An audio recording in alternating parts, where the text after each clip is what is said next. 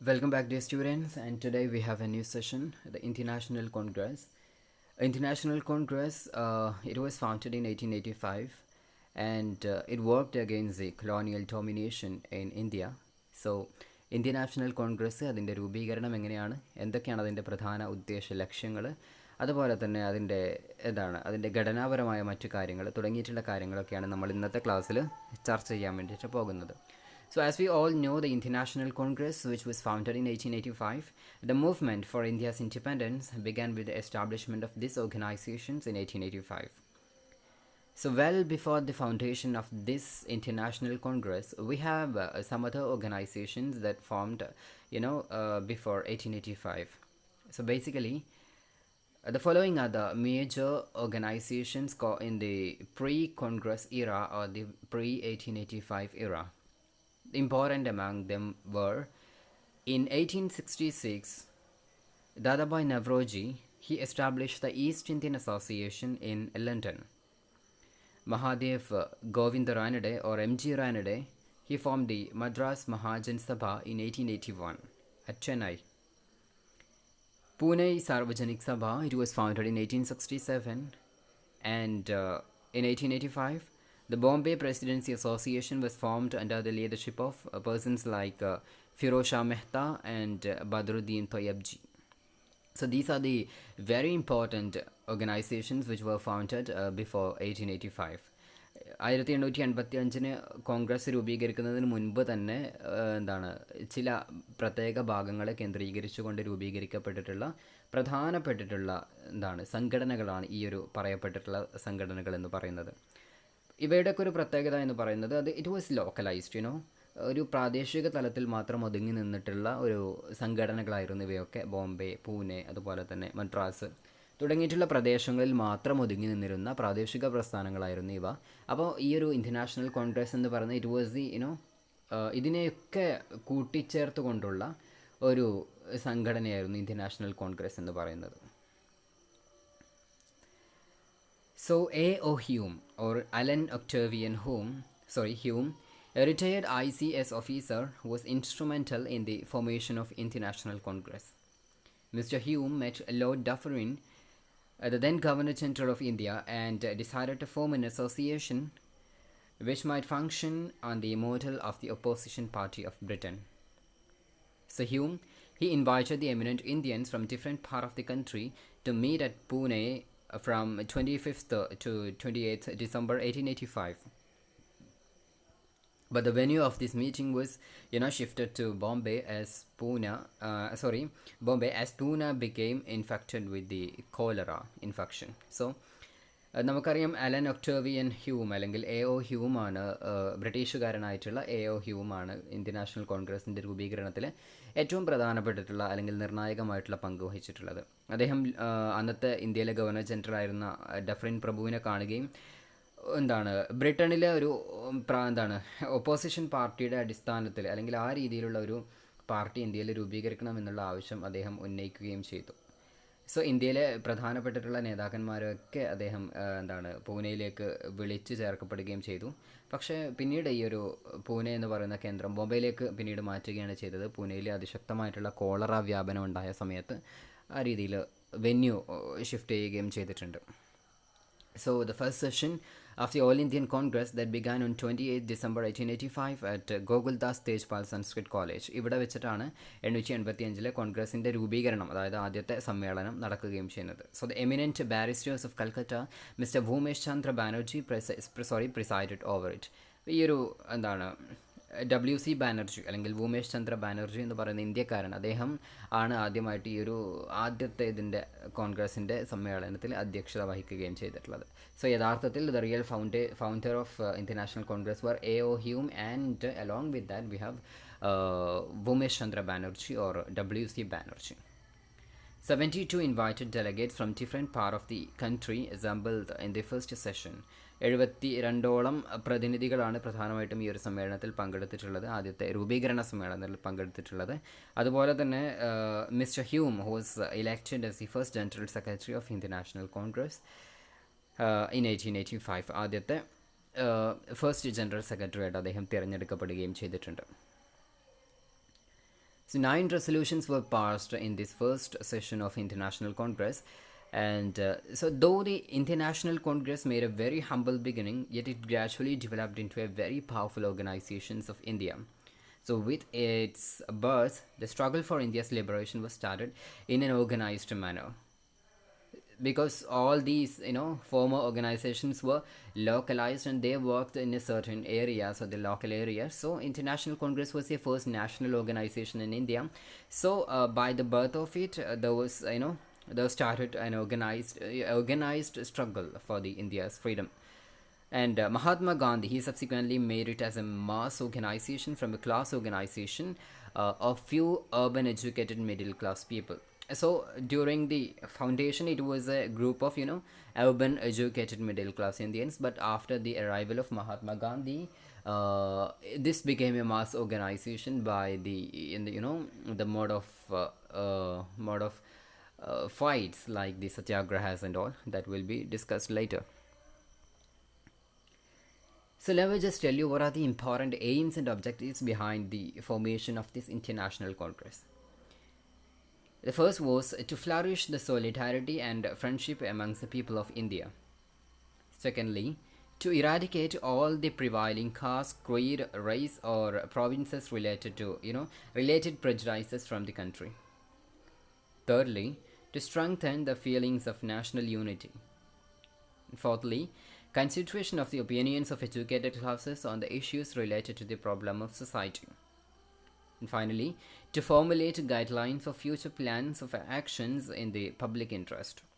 പ്രധാനമായിട്ടും 5 ഉദ്ദേശലക്ഷ്യങ്ങളായിരുന്നു ഈ ഒരു കോൺഗ്രസിൻ്റെ രൂപീകരണവുമായിട്ട് ബന്ധപ്പെട്ടിട്ടുള്ളത്.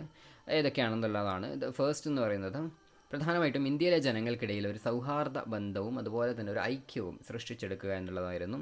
രണ്ടാമതായിട്ട് എല്ലാ തരത്തിലുള്ള ജാതി മത വർഗ വിവേക എല്ലാ തരത്തിലുള്ള ഇത്തരത്തിലുള്ള വിവേചനങ്ങളെയും പൂർണ്ണമായിട്ടും ഇന്ത്യൻ സൊസൈറ്റിയിൽ നിന്നും നീക്കം ചെയ്യുക എന്നുള്ളതായിരുന്നു. മൂന്നാമതായിട്ട് ഒരു ദേശീയ ഐക്യം എന്നുള്ള ഒരു ചിന്താഗതി ഇന്ത്യക്കാർക്കിടയിൽ വളർത്തിക്കൊണ്ടുവരിക. നാലാമതായിട്ട് പ്രധാനമായിട്ടും സമൂഹത്തിൽ നേരിടുന്ന പ്രശ്നങ്ങൾ അവയെക്കുറിച്ചിട്ടുള്ള വിദ്യാസമ്പന്നരായിട്ടുള്ള ഇന്ത്യക്കാരുടെ അഭിപ്രായം സ്വീകരിക്കുക. ആൻഡ് ഫൈനലി ഭാവി സമൂഹത്തിൻ്റെ പൊതു താല്പര്യത്തെ പരിഗണിച്ചുകൊണ്ടുള്ള ഭാവി പ്രവർത്തനങ്ങളിൽ അതിനുള്ള നിർദ്ദേശങ്ങൾ തയ്യാറാക്കുക തുടങ്ങിയിട്ടുള്ള ഉദ്ദേശ ലക്ഷ്യങ്ങളായിരുന്നു പ്രധാനമായിട്ടും ഈ ഒരു ഇന്ത്യൻ നാഷണൽ കോൺഗ്രസിൻ്റെ രൂപീകരണമായിട്ട് ഉണ്ടായിരുന്നത്. So it gave representation to the people of different part of India belongs to different walks of life. National Congress or the INC that attempted to fulfill their hopes and aspirations. India could be liberated from the British colonial rule by starting a non-violent movements under the banner of National Congress. So രാജ്യത്തിൻ്റെ എല്ലാ ഭാഗങ്ങളിൽ നിന്നുള്ള ആളുകളെയും ഉൾപ്പെടുത്തിക്കൊണ്ടുള്ള ഒരു mass മൂവ്മെൻ്റായിട്ട് ഈ ഒരു Indian national Congress മാറുകയും ജനങ്ങളുടെയൊക്കെ അഭിപ്രായം സ്വരൂപിച്ചുകൊണ്ട് ബ്രിട്ടീഷ് കോളനി വൽക്കരണത്തിന് അതിനെ എതിർത്തുകൊണ്ടുള്ള ഒരു ജനകീയ പ്രസ്ഥാനമായിട്ട് ഈ ഒരു സംഘടന മാറുകയും ചെയ്തു. So the Congress party or INC that split into two parts, the moderates and the extremists, in the year 1907 at the Surat session of Congress, which was also popularly known as the Surat split. നമുക്കറിയാം കോൺഗ്രസ്സിന് 2 വിഭാഗങ്ങളുണ്ട്, അല്ലെങ്കിൽ 2 wings ഉണ്ട്. മോഡറേറ്റുകളും അതുപോലെ തന്നെ എക്സ്ട്രീമിസ്റ്റുകളും. ഈ 2 വിഭാഗങ്ങളാണ് കോൺഗ്രസ്സിനുള്ളത്. അതായത് 1907 കോൺഗ്രസിൻ്റെ ഗുജറാത്തിലെ സൂററ്റിൽ വെച്ച് നടന്ന സമ്മേളനത്തിൽ വെച്ചിട്ടാണ് 2 വിഭാഗങ്ങളായിട്ട് കോൺഗ്രസ് തരംതിരിക്കപ്പെട്ടിട്ടുള്ളത്. ഇത് സൂററ്റ് സ്പ്ലിറ്റ് അല്ലെങ്കിൽ സൂററ്റ് വിഭജനം എന്നുള്ള പേരിലാണ് അറിയപ്പെടുകയും ചെയ്യുന്നത്. So moderates they believed in liberalism and moderate politics. വളരെ യാഥാസ്ഥിതികമായി ചിന്തിക്കുന്ന മോഡറേറ്റ്സ് വിഭാഗക്കാർ അവർ വളരെ ലിബറലായിട്ടുള്ള കാഴ്ചപ്പാടുകാരൻ. അതുപോലെ തന്നെ അവരുടെ പ്രവർത്തനങ്ങളൊക്കെ തന്നെയും വളരെ മിതമായ അല്ലെങ്കിൽ വളരെ സാധുവായിട്ടുള്ള പ്രവർത്തനങ്ങളായിരുന്നു. മോഡറേറ്റ്സ് അല്ലെങ്കിൽ മലയാളത്തിൽ നമ്മൾ മിതവാദികൾ എന്നാണ് അവർ വിളിക്കുന്നത് പോലും. മിതവാദികൾ, തീവ്രവാദികൾ എന്നുള്ള 2 വിഭജനമാണ്. നമ്മുടെ ആ ഒരു വാക്കിൻ്റെ അർത്ഥം ഉദ്ദേശിക്കുന്നത് പോലെ തന്നെ വളരെ മിതമായ വളരെ സോഫ്റ്റായിട്ടുള്ള ഒരു പ്രവർത്തന രീതിയായിരുന്നു മോഡറേറ്റ്സിനുണ്ടായിരുന്നത്. And the extremist leaders, they firmly believed that the British had no interest of the Indian people in mind. So it was evident from the lackluster responses from the authorities during a plague or a famine. എക്സ്ട്രീമിസ്റ്റുകൾ അല്ലെങ്കിൽ തീവ്ര വിഭാഗക്കാർ അവർ വിചാരിച്ചിരുന്നത് അല്ലെങ്കിൽ അവർ മനസ്സിലാക്കിയിരുന്നത് ബ്രിട്ടീഷുകാർക്ക് നമ്മളോട് അല്ലെങ്കിൽ ഇന്ത്യക്കാരോട് പ്രത്യേകിച്ച് യാതൊരു തരത്തിലുള്ള സ്നേഹമോ അല്ലെങ്കിൽ അനുകമ്പയോ ഒന്നും തന്നെ ഉണ്ടായിരുന്നില്ല. ഇന്ത്യയിൽ ഭക്ഷ്യക്ഷാമവും അതുപോലെ തന്നെ മറ്റു പകർച്ചവ്യാധികളും പ്ലേഗും കോളറയും ഒക്കെ വരുന്ന സമയത്ത് അവരുടെ ആ ഒരു രീതിയിൽ നിന്നും അതൊക്കെ വ്യക്തമാണ്. ഇന്ത്യക്കാരോട് ഒരു മടുപ്പിക്കുന്ന ഒരു മനോഭാവം അവർക്കുണ്ടായിരുന്നു എന്നാണ് ഈ ഒരു എക്സ്ട്രീമിസ്റ്റുകൾ മനസ്സിലാക്കിയിരുന്നത്. അതേസമയം തന്നെ moderates they wanted to greater autonomy and self-rule while still under the nominal rule of the British Crown. But the extremists they wanted complete independence or the Purna Swaraj from British rule. മിതവാദികൾ അവരുദ്ദേശിച്ചിരുന്നത് ഒരു സ്വയംഭരണ അവകാശമായിരുന്നു. ഔദ്യോഗികമായിട്ട് ബ്രിട്ടീഷുകാർ ഭരിക്കുന്നതോടൊപ്പം തന്നെ അതിൻ്റെ കീഴിലുള്ള അല്ലെങ്കിൽ British രാജ്ഞിയുടെ കീഴിലുള്ള ബ്രിട്ടീഷ് മന്ത്രിസഭയുടെ കീഴിലുള്ള ഒരു സ്വയംഭരണ അധികാരമുള്ള ഒരു രാജ്യമാക്കിയിട്ട് ഇന്ത്യയെ മാറ്റുക എന്നുള്ള വളരെ മിതമായിട്ടുള്ള വളരെ സോഫ്റ്റ് ആയിട്ടുള്ള ഒരു ഉദ്ദേശ ലക്ഷ്യമായിരുന്നു മിതവാദികൾക്ക് അല്ലെങ്കിൽ മോഡറേറ്റ്സിന് ഉണ്ടായിരുന്നത്. പക്ഷേ എക്സ്ട്രീമിസ്റ്റുകൾ അവർ പറഞ്ഞിരുന്നത് പൂർണ്ണമായിട്ടുള്ള സ്വാതന്ത്ര്യമാണ്, ബ്രിട്ടീഷുകാരിൽ നിന്നും ഇന്ത്യയെ പൂർണ്ണമായിട്ട് മോചിപ്പിക്കുക എന്നുള്ളതായിരുന്നു, അല്ലെങ്കിൽ നമ്മുടെ പൂർണ്ണ സ്വരാജ് എന്നുള്ള വിശേഷണത്തിലാണ് അത് വിളിക്കുകയും ചെയ്യുന്നത്. അത്തരത്തിലുള്ളൊരു ഉദ്ദേശമാണ് ഈ ഒരു എക്സ്ട്രീമിസ്റ്റുകൾക്ക് ഉണ്ടായിട്ടുള്ളത്. So moderates gave importance to prayer, petitions, persuasion and philanthropy. Their demands were constitutional and so was their agitations. Their method were regarded as the passive resistance. Extremists were radical in terms of their approach and believed in militant methods including, but not limited to the assassination of key personnel.